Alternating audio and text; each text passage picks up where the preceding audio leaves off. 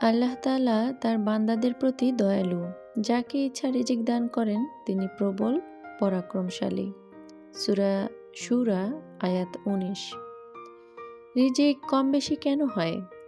কেউ পায় কম, কেউ বা বেশি, কেউ ধনী হয়, কেউ বা গরিব। এর উত্তরও আল্লাহ তাআলা পবিত্র কোরআনে দিয়েছেন। আল্লাহ তাআলা যদি তার সব বান্দাকে প্রচুর রিজিক দিতেন তাহলে তারা পৃথিবীতে বিপর্যয় সৃষ্টি করত। কিন্তু তিনি যে পরিমাণ ইচ্ছা সে পরিমাণই অবতীর্ণ করেন। সূরা শুরা আয়াত ২৭। আল্লাহ তাআলা বান্দার তাকদিরে যা কিছু লিখে রেখেছেন এবং যতটুকু লিখে রেখেছেন সে ততটুকুই পাবে, সে অক্ষম হোক বা সক্ষম।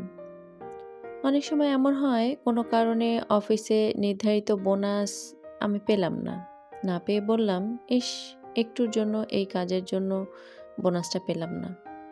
আসলে বোনাস আমার তাকদিরেই ছিল না, আল্লাহ তাআলা আমার ভাগ্যেই রাখেননি, রাখলে আমি অবশ্যই পেতাম। সুতরাং যত কিছুই করি পাবো ঠিক ততটুকুই যতটুকু আমার ভাগ্যে লেখা আছে। আসসালামু আলাইকুম এভরিওয়ান, সবাই কেমন আছেন? আশা করছি খুব ভালো আছেন এবং সুস্থ আছেন। আমরাও আলহামদুলিল্লাহ ভালো আছি। এই তো সকালে নাস্তা সেরে নিলাম, চিড়া, কয়েক রকমের ফল এবং দুধ দিয়ে হেলদি একটা ব্রেকফাস্ট সেরে নিয়েছি। আর এ পর্যায়ে দুপুরে রান্না শুরু করে দিয়েছি। আর মাঝখানে কিন্তু বেশ অনেকটাই কাজ করে নিয়েছি। সংসারের অনেক রকমের কাজ থাকে, তবে সব কিছু তো আর ক্যামেরার সামনে করা সম্ভব হয় না। অনেকটাই দেরি হয়ে যায় ক্যামেরা অন করে কাজ করলে, যার কারণে সব কিছু আর শেয়ার করি না। তো এই যে আমি কিন্তু দুপুরের জন্য রান্না করছি, আজকে পোলাও রান্না করছি। তবে সবসময় যে পোলাওয়ের সাথে মাংসই খেতে হবে ব্যাপারটা তেমন নয়। আজকে কিন্তু মাংস ছাড়াই পোলাও খাবো। তো মাংস ছাড়াও যে পোলাও খাওয়া যায় সেটাই আজকে আপনাদেরকে দেখাবো। তো এই যে এখানে কিন্তু পেঁয়াজগুলো সুন্দর করে ভেজে নিয়েছিলাম, তারপরে চালটা দিয়ে ভালো করে ভেজে একটু কাঁচামরিচ, গরম মশলা আর স্বাদ মতো লবণ দিয়েছি।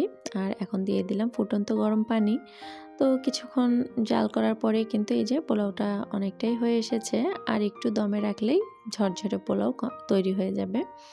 তো আমি এ পর্যায়ে একটু নেড়েচেড়ে দিলাম, নেড়েচেড়ে দিয়ে আমি আঁচটা একদম স্লো করে কিছুক্ষণ দমে রেখে দিব, তাহলে একদম ঝরঝরে পোলাও রেডি হয়ে যাবে।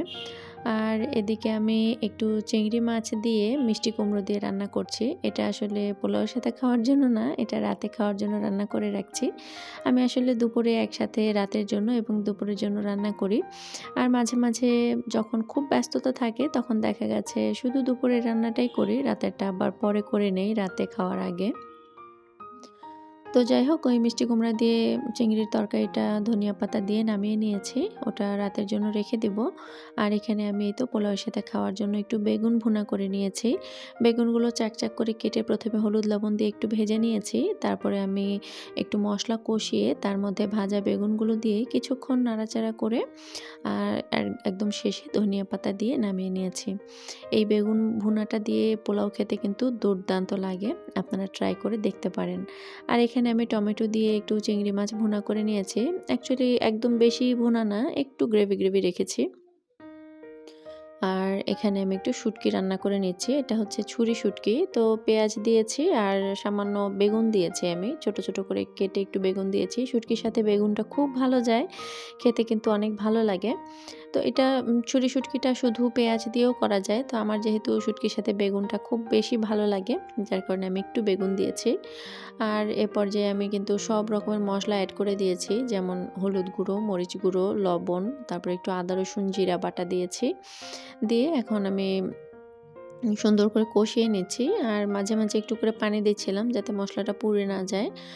আর শুটকিটাও তো যেহেতু শক্ত, সেদ্ধ হতে সময় লাগে, তো একটু পানি দিয়ে এটা কষিয়ে আমি রান্না করে নিব। আর রান্না কিন্তু শেষ হয়ে গেছে, ওদিকে আমি গোসল করে নামাজ আদায় করে নিয়েছি। আর ঠিক খাওয়ার আগ মুহূর্তে আমি এই তো ফিশ ফ্রাই করে নিচ্ছি।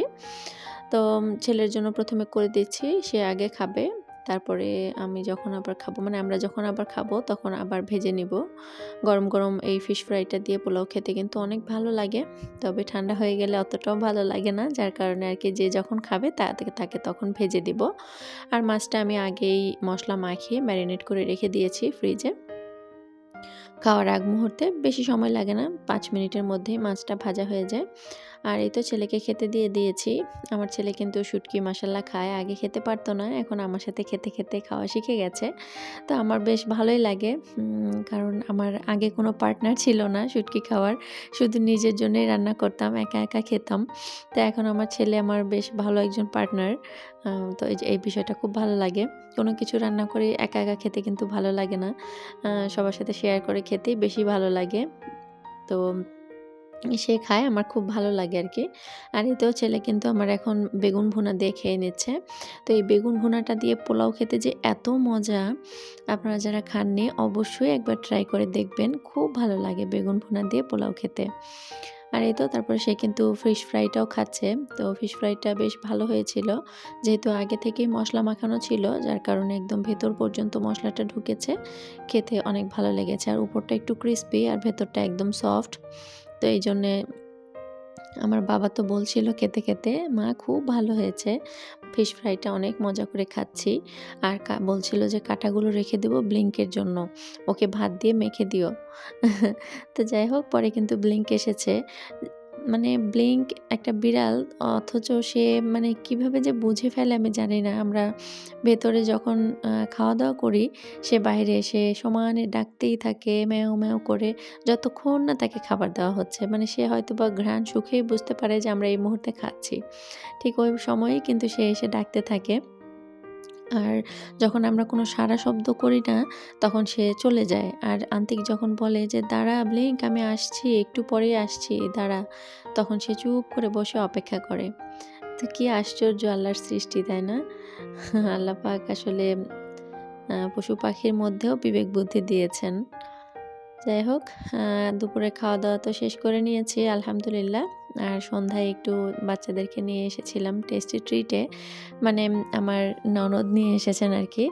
আ বাচ্চাদের জন্য একটু ট্রিট দিতে চেয়েছেন তিনি। তো আমরা চলে এসেছি টেস্টি ট্রিটে। আমার ছেলে এবং আমার জায়ের মেয়ে। তো সবাই মিলে এসেছি আমরা। আর সন্ধ্যার সময় এসেছি, মানে মাগরিবের নামাজের পরেই চলে এসেছিলাম। আসলে এটা কিন্তু গতকালের ভিডিও। আমি যেহেতু একদিন পর, পর ভিডিও আপলোড দেই, তো যার কারণে আমি তো এই গতকালের ভিডিওটা আজকে শেয়ার করছি। তো এখানে এই যে আমরা টেস্টি ট্রিটে চলে এসেছি। তবে মাগরিবের পরপরই এসেছি। আর এসে দেখছি বেশিরভাগ খাবারই একদম শেষের দিকে।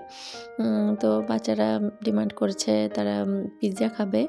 তো এখান থেকে আমরা ২ টা মিনি পিজ্জা নিয়ে নিয়েছি। অ্যাকচুয়ালি ওটা মেক্সিকান পিজ্জা। আর সাথে একটা হটডগ। তো এগুলোই খেয়ে নিবো আমরা সবাই মিলে আরকি। তো আমরা অর্ডার দিয়ে এসে কিছুক্ষণ ওয়েট করছিলাম। আর এদিকে দেখতে পাচ্ছেন তাদের গল্পের কোনো শেষ সীমানা নেই। গল্পের ঝুড়ি নিয়ে বসেছে। অনেক গল্প করছিল। তারপরে অবশেষে খাবার চলে এসেছিল। আর আমরা খাওয়া-দাওয়া করে তারপরে কিন্তু বাড়ির জন্য একটা পার্সেল নিয়ে বাসায় ফিরেছিলাম। তবে খাবারগুলো বেশ টেস্টি ছিল, মানসম্মত ছিল। উম বেশ এনজয় করেছে বাচ্চারা এবং আমরাও এনজয় করেছি। আর যেহেতু আমার হাসব্যান্ড যাননি, তো তার জন্য কিন্তু একটা পেস্ট্রি নিয়ে এসেছিলাম বাসায়। তো এই যে সেই পেস্ট্রিটা, এটা ছিল চকলেট পেস্ট্রি। তো পেস্ট্রিটা বেশ ভালো ছিল, ফ্রেশ এবং টেস্টি। তো হাসব্যান্ড খেয়ে কিন্তু বলেছেন ভালোই লেগেছে। তো যাই হোক, আজকে এ পর্যায় থেকে আপনাদের কাছ থেকে বিদায় নিচ্ছি। সবাই খুব ভালো থাকবেন, সুস্থ থাকবেন, নিজের শরীরের যত্ন নিবেন। ভিডিওটি ভালো লাগলে অবশ্যই একটি লাইক করতে ভুলবেন না। আর আজ প্রথম যারা আমার চ্যানেলটি ভিজিট করছেন, চাইলে সাবস্ক্রাইব করে আমার পাশেই থেকে যেতে পারেন। আর আজকে ভিডিওটি কেমন লাগলো অবশ্যই একটি কমেন্ট করে জানাতে ভুলবেন না। আল্লাহ হাফেজ।